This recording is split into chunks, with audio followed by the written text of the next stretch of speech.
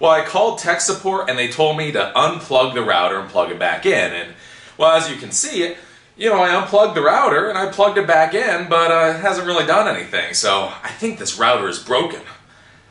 Well, I think this is the router. Maybe the router is this thing. Which one's the router? Hell, what is any of this stuff anyway? As we start using more and more sophisticated computing devices in our homes and small offices, we need to think about the networking devices that are used to connect those computers, those iPods, those printers, and everything else to each other and to the internet. Networking devices are often overlooked things on the computer network that people just don't think about very much. This here is a Cisco router. This is approximately a $500 device. It doesn't look cool, it doesn't look complicated, there's no holographs on here, there's no GPU numbers or CPU numbers. But this device does networking very well. It allows computers on the internal network to talk to each other and then get out on the internet, and it does it, like I say, very, very well. This is the top of the line product.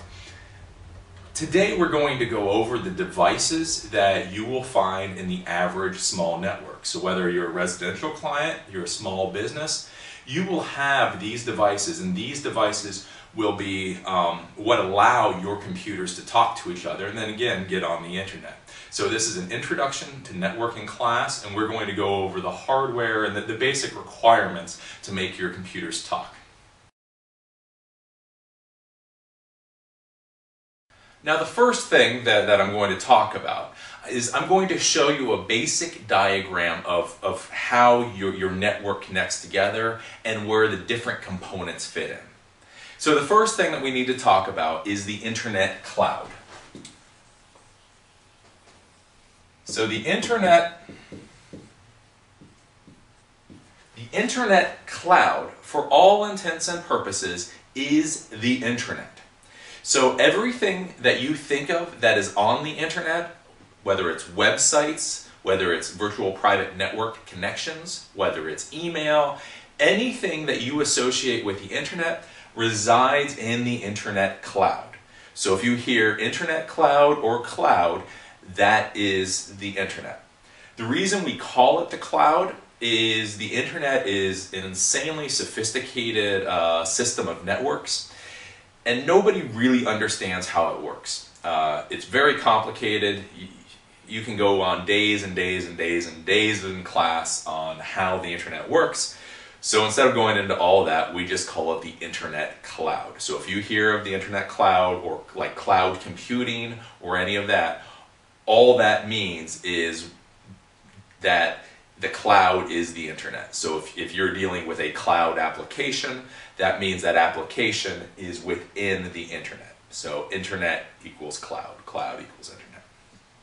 Now the first device then that will be on your network, the very first device that will connect your computers to the internet will be your modem. So your modem is the first device that you own, that's part of your equipment that will connect you to the internet. Now behind that will be something called a router. So this is another device that you will own, that you will have, and the router then connects to the modem. Underneath your router, you will have something called a firewall. A firewall is a protective device that tries to protect your network from hackers. So that will be underneath the router. Underneath then the firewall will be something called the switch. The switch, you can think of the switch as a splitter of the internet signal. So you can, we'll go into this in class. You can have however many computers connected that you want. But all of your computers or devices will connect into the switch, and then the switch will then either allow them to communicate with each other or to go out onto the internet. Another device that will be on your network is, of course, a wireless access point. The wireless access point will allow wireless computers and devices to then connect to the network. So they will connect to the wireless access point, which connects to the switch, and then they can communicate either to other devices on the network or to the internet. So basically you'll have your computer, That goes to a switch, that goes through a firewall, that goes through a router, that goes through a modem, and then you get to the internet. So this seems like a lot of stuff. It gets easier, but this is the overall concept and diagram about how your network looks. Before we go any further, I want to go over two concepts that always confuse everybody and it just makes everybody really frustrated. So if we go over those concepts now, hopefully you'll be less frustrated later. Probably not, but you may be. The first things we're going to go over are, we're going to talk about speed and what it means, and then the difference between something called physical and logical. So let's go over the concepts of physical and logical first. Within the computer world, we talk about let's say like computer devices and how they connect to each other in the physical way and then in the logical way. And what you need to understand is that these two things are not necessarily the same thing and many times are very, very, very different. So the physical way that computers connect are, let's say you have a computer and then you have a network cable, and that network cable physically runs all the way back to a switch somewhere. And that switch is physically connected to a router. And that router is physically connected to something else, which is connected to something else. So that computer is physically connected to the switch, which is connected to the router, etc. Well, within the computer world, we can also split things up logically. So let's say you have 20 computers and they're all connected to the same switch. Well, they are physically all connected to the same switch. But what we can do in the computer world is within that switch, we can put, let's say, we can split those computers down the middle and put half of the computers, 10 of the computers, logically onto one network and the other half logically onto another network. So although the computers physically come together, physically they connect into that one switch, logically they're not able to talk to each other because it's split in that switch. So when we do diagramming, we'll split everything out like I showed you, the internet cloud, the modem, the router, the firewall, the switch, and that is logically what happens. Those are logically all the different devices that are used. But now that we can cram a whole bunch of stuff into one little device, you will find, or you normally will find, all of those logical devices are contained within one physical device. So the modem, the router, the firewall, the wireless access point, and the switch are physically now one device. Now when we talk about it in computer lingo, they are all different devices. They are logically different devices, but they've all been built into one device, so now they're a one physical device. So it's hard to get a lot of people, for them to get their head around, but just remember that logical and physical are not necessarily the same thing. So although you plug your computer into the same switch that everybody else is connected to, you may not logically be part of that network and you may not be able to communicate with the other computers on that network. The next thing we need to talk about is speed. Speed is ridiculous. What you should know that is data is sized by two different types of measurement. You can either have something called bits or you can have bytes. So bits are signified by a lowercase b. Bytes are signified by an uppercase b. So a kilobit would be K lowercase b. A kilobyte would be K uppercase b. What's important is those two words sound very similar. But it takes 8 bits to equal 1 byte. So 8b equals 1 big B.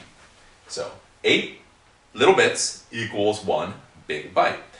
Now, in the normal world, when you were talking about storage, when you were talking about how much data a hard drive can hold, or a flash drive can hold, or a CD can hold, you're talking about bytes. So it'll say megabytes or now gigabytes. So you'll see a hard drive that has, 500 MB, megabytes of storage. Well, what the internet vendors do, the Comcasts, the Verizons, the Quests of the world, they kind of mess with you because they know that you're going to get confused. When you buy internet service, they tell you the speed in bits. So if you have, let's say you're with Comcast, and you have a, let me clear this off for a second. And you can download 12 megabit per second. So that's 12 big M little b, right? That's less than 2 megabytes. I think it's, it's 1.5 megabytes because 8 bits are in a byte. So if you're looking at a hard drive and you're thinking, I want to upload 100 megabytes, it's going to take 8 times as long as you're thinking because it takes 8 bits to make a byte. So that's something that a lot of people get confused about, but just keep that in the back of your head when you're dealing with the internet or you're transferring large amounts of data over the internet, is the internet vendors tell you their speeds in bits, data storage is in bytes, and so it takes 8 bits to make 1 byte. We're now going to talk about the first device that connects your network to the internet. This device is called a modem. So your modem can be for either a T1 connection, it can be for a cable connection, it can be for DSL, or it can even be for a satellite internet connection. Any of these types of internet connections require a modem to connect your network to the internet. Basically what the modem does is it turns your Ethernet signal, it turns the protocol, the language that you use on your internal network into the language that can be used on the internet. So let's say back in the day when you had the old type modem in your computer, you used to hear that. Well, that sound was turning your data transmission, it was turning your email or whatever you were trying to do into a signal that the telephone company could use. So it turned the data into an audio signal. The basic concept is true today. So if you have a network that uses a DSL modem, the DSL modem, what happens is all the communications that are going out to the internet hit that DSL modem. The DSL modem then turns that network communication into a language that Verizon or whatever your telephone company will understand, and then that's how it gets on the internet. So the modem is the connector between the internet and your network. Like I say, there's a few types of different modems out there. If you have a T1 connection, you are most likely going to be using a device called an ADTRAN, A-D-T-R-A-N. This is something called a CSU, DSU. They're not used a lot anymore just because T1s are very expensive, but they're there. T1s are the best overall type of connection to the internet, but they are insanely expensive. And today they're not very fast. You can get something called T2s and T3s. These are higher level T1s, but they start getting stupidly expensive. Even now, in 2009, a T1 connection, which is only 1.5 megs per second, is about $400 to $500. Compare that to Comcast internet, where for $200 a month, you can get 50 meg down, 20 meg up, or Verizon Fios, I think, is the same for about $150 a month. So the cost difference between a T1 line and either Fios or DSL or Comcast is huge. But T1 lines do go farther, so a lot of times if you cannot get DSL service in your area, or you cannot get cable internet or any of that, a lot of times you will be able to get a T1 connection, but just realize it's going to be a lot more expensive. The next type of connection is a DSL connection, digital subscriber line. These are provided by your phone company. So if you're with Verizon or Qwest or any of the other phone companies out there, they will offer you a DSL connection. DSL signals are generally very good, and they've come down in price. So here in Baltimore, for about $15 a month, you can get 756K upload speed or download speed. So it's not incredibly fast, but it's fast enough for a lot of users. What you should remember with DSL is DSL's maximum speed is somewhere around 12 megabit per second. It will never get faster than that. It's a problem, or it's a limitation of the technology. So Comcast is always getting faster, or cable modems are getting faster, fiber optic modems are getting faster. DSL will never be faster than 12 megabits per second. It's just a technological problem. The nice part with DSL is that you have a solid connection between your modem and the central office and the telephone office where you connect to the internet. Unlike some of the other types of internet connections that share the bandwidth to a central place that gets on the internet, you have a dedicated line between your house and Verizon. So it doesn't matter if 100 people get on the internet or 1,000,000 people get on the internet at the exact same time you do, you will never see a reduction in service. You know, your speed will not go down because all of your neighbors got on the internet at the same time. That's one of the good parts with DSL. You should remember DSL is asynchronous data transfer. What this means is you can download faster than you can upload. So with DSL in our area, you never are able to upload any more than 756 kilobits per second. So just something to think about. Most people this doesn't matter unless you have a web server, or if you're a business, this may matter if people are using something called VPN to get into your network, because then you will need to send data out to the internet, so this may be a problem.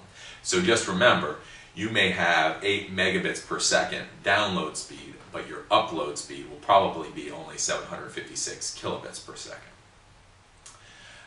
The next type of connection is cable modem. The cable modems have come a long way in the past 8 or 10 years. They now are a lot more solid, a lot more stable. There's a lot fewer problems using cable internet nowadays. Cable internet has introduced new technology called DOCSIS 3.0 that, when it is fully implemented, will allow for 160 megabit per second download speed, and I think it's 80 megabit per second upload speed. So technology that already exists, has already been proven, can give you speeds of up to 160 megabits per second download, and like I say, about 80 up. At this point, the cable companies are simply implementing it. You know, it's just a cost thing. It already exists. They already know they can do it. It's not a huge issue doing it. They just need enough money to do it. The thing with the cable connections is, unlike the DSL, you do have to share the main bandwidth that goes back to the internet. So in some areas, if a lot of people get on the internet at the exact same time, you can notice a massive reduction in speed. So some days on my connection, I get up to 20 megabits per second download speed, and other days I only get 8 megabits per second download speed. The reason is the more people that are sharing that internet connection, the slower your access to the internet may be. There is also satellite internet out there. Not a lot of people use this. This is good if you're just out in the middle of nowhere, because you can literally be in the middle of a desert and you can get satellite internet. The problem is the download speed isn't too bad. It's about 1.5 megabits per second, but the upload speed is absolutely atrocious. You cannot do any type of real-time communication. You can't do voice over IP. You can't do anything like remote desktop. You can't do anything that requires communication back and forth over the internet connection. But if all you need to do is be able to get to web pages and download things off the internet, satellite is out there. They also have new wireless services.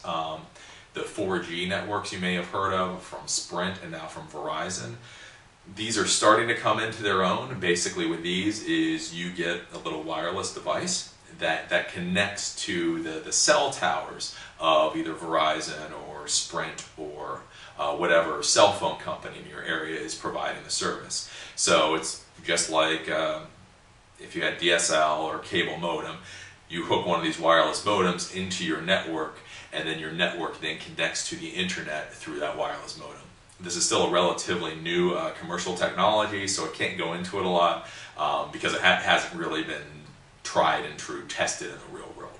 But it is a possibility if you're having issues running wiring and such, you may use one of these wireless modems to connect your network out to the internet.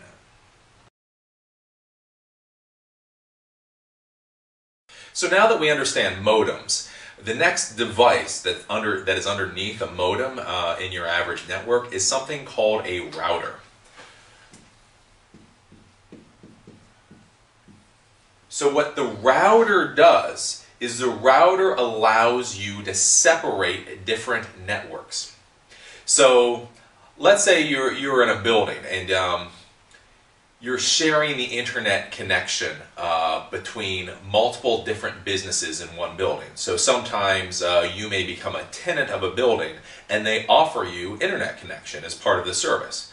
Well, all of the tenants within the building may be sharing the same internet connection, so they need some way to separate the different tenants onto their own private networks, because you don't want tenants hacking each other. You know, you don't want it all completely open. So in that scenario, what would happen is your internet connection would be split out from the modem, and that would go to different routers for the different tenants within the building. So every tenant would have their own router.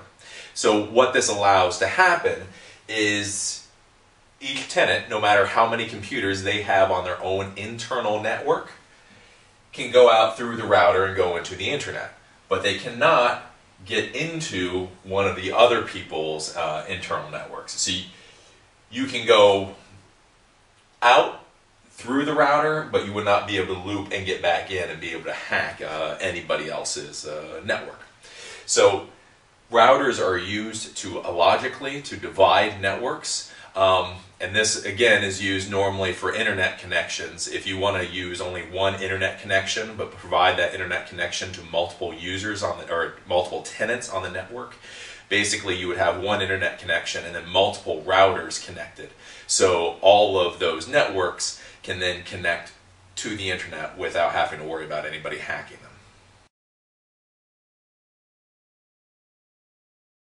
Now underneath your router, you normally have the firewall. A firewall is a device that tries to prevent hackers from being able to get into your network through the internet.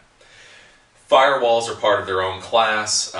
They're part of a security function, and nowadays especially they get very, very complicated. Back in the old days, they were their own standalone devices, so underneath the router you would have a firewall, and the firewall would try to prevent internet traffic that you didn't want to have happen. So if you didn't want anybody to get in from the outside world, you would use a firewall and you would block, like I say, hackers from trying to get into your internal network from the outside world. Nowadays, firewalls have become much more complicated, and you can't just say that they're underneath the router. There's software firewalls that are now built into each individual computer. There are intrusion protection systems where you have entire servers that run a network of firewalls within your network. So firewalls now are much more complicated than just a simple box thrown on the network. But firewalls are a security device. If you have a firewall, nowadays it will be built into either your modem or into your router. What you should remember is that if it is built into your modem or your router and you turn the firewall on, if you're using the firewall within the modem or router, it will block internet services for the entire network. So if you don't want people to be able to get on to websites for some reason, they use something called port 80. So if you block port 80 in the firewall built into either the router or the modem, then nobody on the entire network will be able to get to a website. So firewalls are security devices. If you use the one that is built into either your modem or router, remember that it will affect the entire network and may have some unintended consequences. So, but again, this is part of a different class, and so we'll talk about this more later. So speaking about firewalls and keeping hackers and people that you want out of your network from getting into your network from the internet, you may also need people from outside of your office to be able to get onto your local network. Most people use something called a VPN to do this, a virtual private network. What this allows is it allows computers that are anywhere in the world to connect to your internal network. And as far as the computers and the networking devices are concerned, that computer is now inside your network. So if somebody is sitting in China and wants to print to your printer in Milwaukee, they can connect to your network using VPN, a virtual private network, and then hit the print button and something will print out in the office in Milwaukee. So somebody on a VPN can connect to all the shared files, shared folders, shared printers, any resources that are shared on the internal network they will be able to access. The one thing to keep in mind though is they will be able to access it, but a lot more slowly, because your internal network works at least 100 megabits per second, which is pretty fast. So, but the person on the outside world, remember, they have to go through the internet. So depending on what their internet speed is and what your internet speed is and any problems going on in the internet right at that moment, things can take a while. Things can get very slow. So like in my business, I used to try to use QuickBooks through VPN, through a virtual private network. It was just too big, it was too complicated of a program to work properly. I could connect to it, I could log in, but the amount of data that needed to be transferred back and forth was just ridiculous. So the VPN allows somebody from the outside world to connect to your internal network. It does this through what's called a client-server architecture. So you have a server inside your network. This is a logical server. It's called a VPN endpoint. So this endpoint has things like usernames and passwords of the people that are allowed to connect to the network using the VPN, virtual private network. Then the client computer, you normally install a little client application that can connect to that VPN endpoint. You give that client application some information, including your username and password. It will then connect to the VPN endpoint. It'll authenticate. And then as long as everything's okay, that VPN endpoint will then allow the computer to be on the network. So you have the client connects to the endpoint, that gets you on the network. Why I now say that the VPN endpoint is a logical server is, again, back in the days, there used to be things called radius servers, or servers that all they did was allow people remote access to the network. Now, for the most part, this type of server service is built into another device. So if you have a Windows server that has this service built into it, you can simply turn it on. You do not need an additional device to make this happen. Many of the commercial routers that you buy have this service built into them. So they have a VPN service already built into them. And if you go through the configuration routine, you can use that. You don't have to buy another device, another widget. So virtual private network allows people in the outside world to connect to your internal network, and it does so very securely. So now, after you have your modem, you have your router, you have your firewall, you have some of the other stuff that we've talked about. Now you come to the device that connects all of the devices on the network together to allow them to talk to each other. This device is either called a hub or a switch. Hubs and switches are two different things. If you have a hub on your network, you need to pull it out and you need to throw it in the trash. Hubs are completely and utterly obsolete. They were obsolete a decade ago. They were obsolete back in 2000. If you still have one and you're having networking problems, if your network is slow, it's probably because you have a hub. To see whether you have a hub or a switch, you just look on the front of it or on the top, and it'll tell you somewhere whether it's a hub or a switch. So on this switch, if you can see, if it autofocuses, see it's a gigabit switch. So a switch is something that you want. A hub is not. The difference between a hub and a switch is a hub is dumb. It has no intelligence whatsoever. A switch has a little bit of intelligence, and that little bit of intelligence makes a world of difference. Hubs basically split the internet signal or the network signal to everybody equally. It is literally like a complicated cable splitter. So you know, you have a cable wire coming into your house, you plug it into a splitter with 3, 4, or 8 different connections, and that runs to 3, 4, 8 different TVs in your house. That is what a hub does for computers. The problem is, this will go into another class because it gets complicated about how Ethernet and TCP/IP and all of that work. The thing is, that's completely dumb, and that causes problems. Now, switches are smart. They understand how to transfer data properly so that the network runs efficiently. So basically what you really just need to know is if you have a hub, you need to throw it out. You want a switch. If you want more information, we'll have a class on it. So all of the devices, all the wired devices, everything with a network cable, at some point comes into your switch now. As you will see on the back of a switch, it has ports. Basically the ports, all the computers plug into these ports. One of these ports goes to your router. That's what connects everything together. Switches can have as few as 4 ports. The average small business, somebody probably like you, what I have in my shop, you can get switches with up to 48 ports. So these are single devices. They're about yay big, and they can connect up to 48 computers.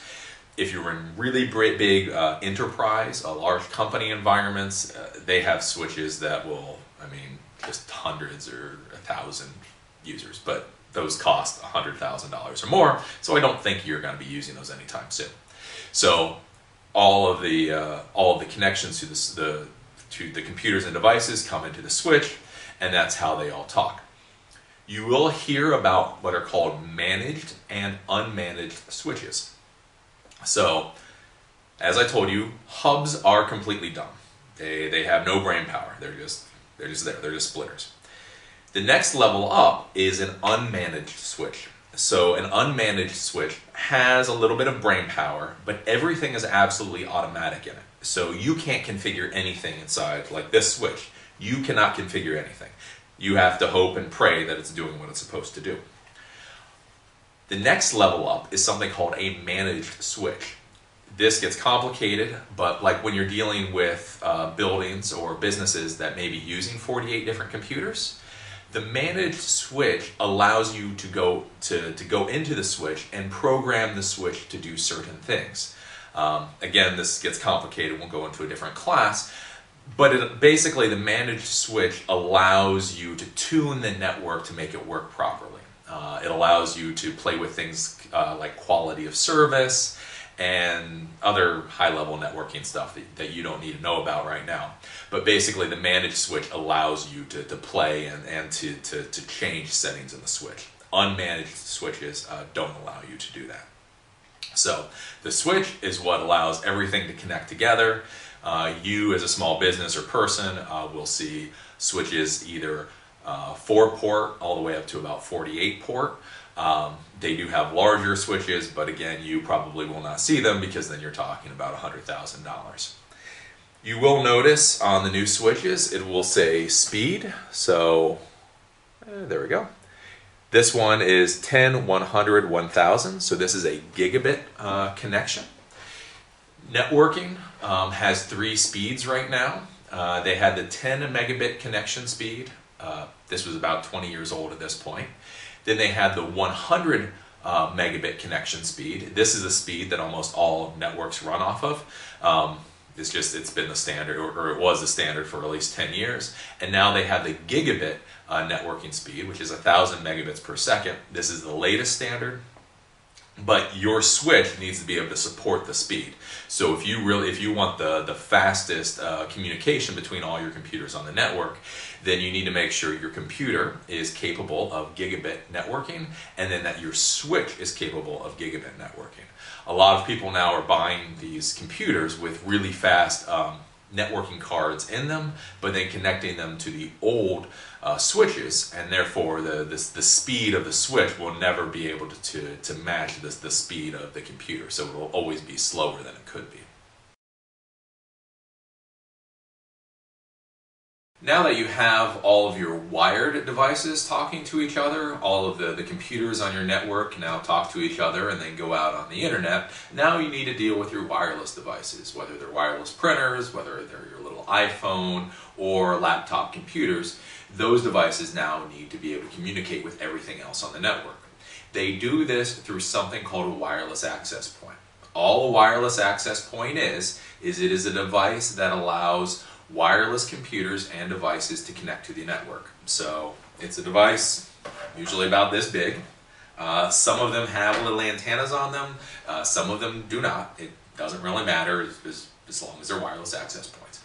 So those wireless access points, all the computers wirelessly connect to them, and then they will have one cable that goes from that wireless access point into the switch. And so that is how all of the wireless devices can then communicate with the wired devices, and the wired devices can communicate with the wireless device through the wireless access point. You will hear about 4 standards for wireless access points. The first part of the standard is something called 802.11. This is just the number of the standard. You will then hear about A, B, G, and N. So 802.11b, 802.11g, 802.11n. 802.11a was a very fast, very good standard that was pushed by Intel a few years ago, and it flopped. It was fine. Technically, it was a fine standard. Just you know, in the quirks of the in business, it just didn't succeed. So if you see 802.11a wireless networking devices, don't really worry about them because nobody really uses them, and so don't try to buy them either. If you see like 802.11a wireless equipment cheap, don't run out and buy it because you won't be able to use it on anything. A is not compatible with any other type of the networking. So G is compatible with B networks, N is compatible with G and B networks, B is compatible with B, G, and N networks. Nobody is compatible with A. It's not a backward compatible or forward compatible standard. So, like I say, A exists, but it kind of died. So if you see it, it was a fine standard that died. Don't really worry about it, unless you actually have it on your network. The next standard is 802.11b. This is the standard that came out probably about 10 years ago at this point. It's been a while. It was 11 megabits per second. It wasn't a bad wireless standard. It was pretty slow. You didn't have a lot of area, but you know, it wasn't bad for the first standard. So you have 802.11b, and that was 11 megabits per second. You then went up to 802.11g. That came out probably about 7 or 8 years ago at this point. That is up to 54 megabits per second and is a lot faster, a lot more stable than B wireless networks, and has been the standard now for, since it came out, at least 6 or 7 years now. So, but B and G networks are compatible, so if you have a B wireless card, it can work on a G network. If you have a G wireless card, it can work on a B network. At this point, though, you shouldn't have B around. B is old. I mean, it's really old. It's something to know about, but if you have it on your network, if you're using it, just replace it. Throw it away and replace it, because at this point, it really is old. The new standard is 802.11n. This just got ratified very, very recently. They've had something called pre-N. So the process to get standards implemented, to get everybody to agree on a standard, can take a long time to happen. So a lot of companies come up with pre-standards. So what they do is they look at what the current draft of the standard is before it is actually accepted, and then they create their devices around that. So you will see there were a lot of devices out a few months ago that were pre-N devices. So what it was the N standard had not been ratified, so they created devices that were pretty similar to the draft.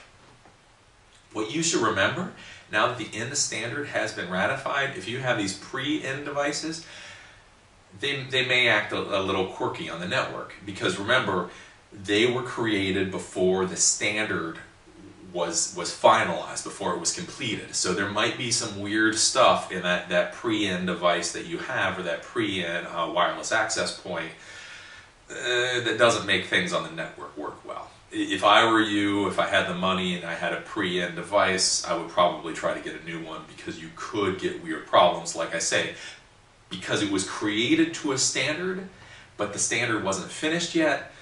And you know, if you're in the computer world, I think you understand what that means. Now, what is nice with the 802.11n standard is it allows for a much larger area to be covered by the wireless network. So 802.11n networks are twice as large as G networks. They're a lot faster than G networks. I don't know the exact number right now, but it's at least 2 times faster than G networks.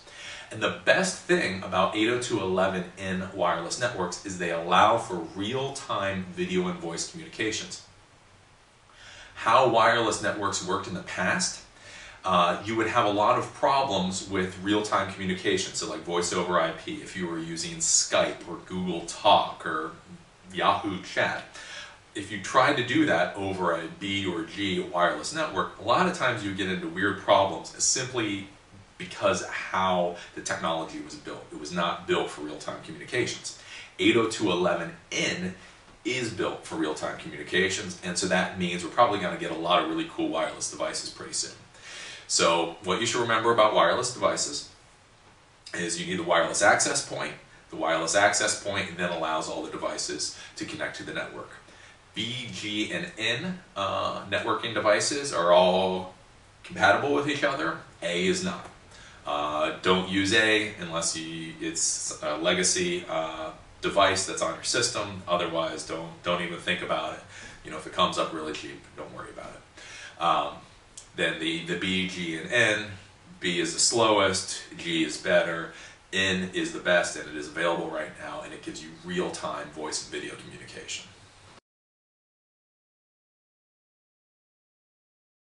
I want to take a moment to go into cabling. Most people don't think about cabling enough. They think of the cable that runs from their computer into the little jack in the wall, and then that's all they think about. They don't think about anything else.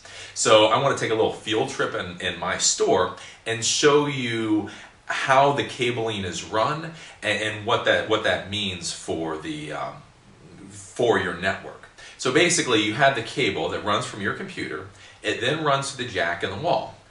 That jack has a cable, maybe all the way up to 300 feet, that then runs through the wall and runs through your building all the way down to something called a patch panel. At the patch panel, you then have another connector, and that connector is what then gets plugged into the switch that we've talked about. So let's take a second and take a look around my store and show you what I'm talking about.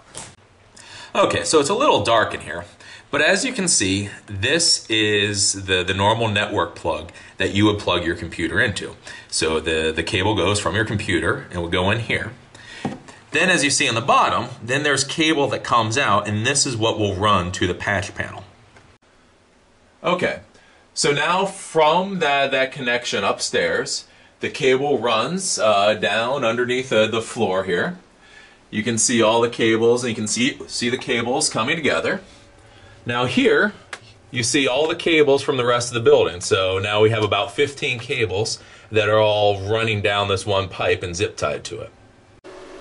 Okay, so now here, we can see all the cables for the entire building come to this one area, and then they all get connected into the back of what is called the patch panel. So the patch panel is this device right here. all the cables get connected into it, and then you use something called a patch cable, so a cable that goes from the patch panel into the switch. So this is one of those big 48 port switches I was talking about. So this allows the computer upstairs to be connected into the port that's upstairs. That port has a cable that runs all the way down here, runs into this patch panel, and then from this patch panel you're able to make the connection into the switch. Now you may wonder why you use something like a patch panel, because it does cost money, you know, somebody has to install it, yada yada yada. What the patch panel allows you to do is, you know, you're going to be moving people around your building, or the people might be in one location next year when they're not there now. So what you can do is you can run cabling to all the places that you might need a wired connection. You can then connect those to the patch panel in your basement or wherever your server room is, but you don't actually have to connect them to the switch.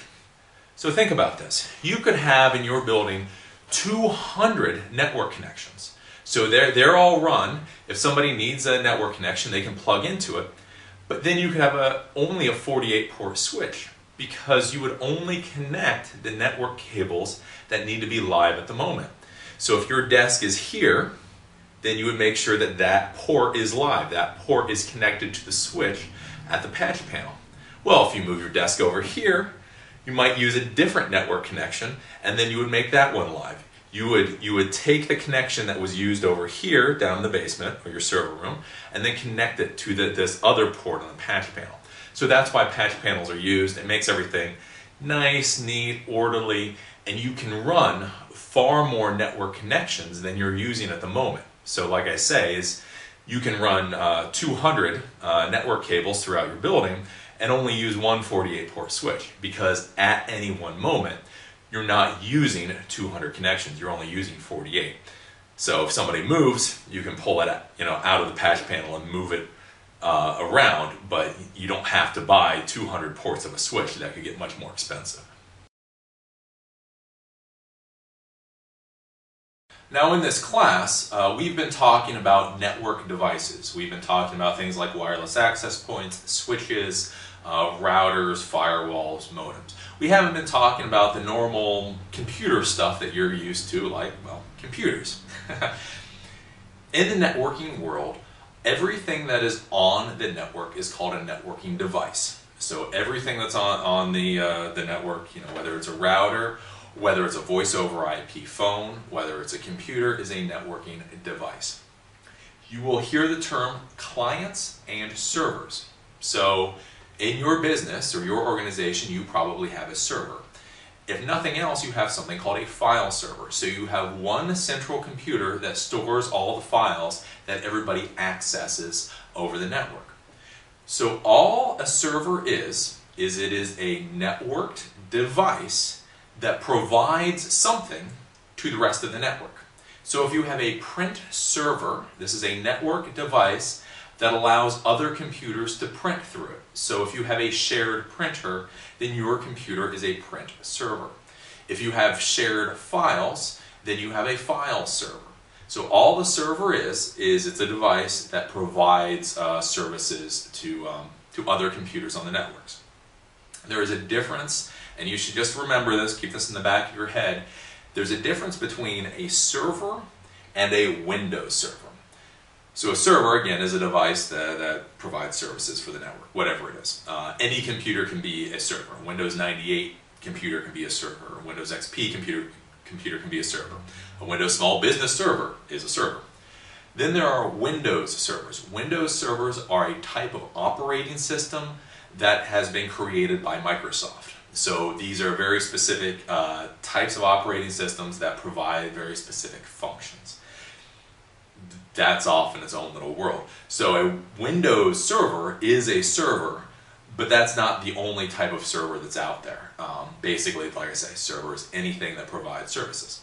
Again, clients, then, are any devices on the network that get services from a server. So your computer that you sit at, if you send a print job to a printer that is shared on another computer, You are a client of that computer. If you access a file stored on another computer, you are a client of that computer. So the client is a computer or device that accesses something on another computer.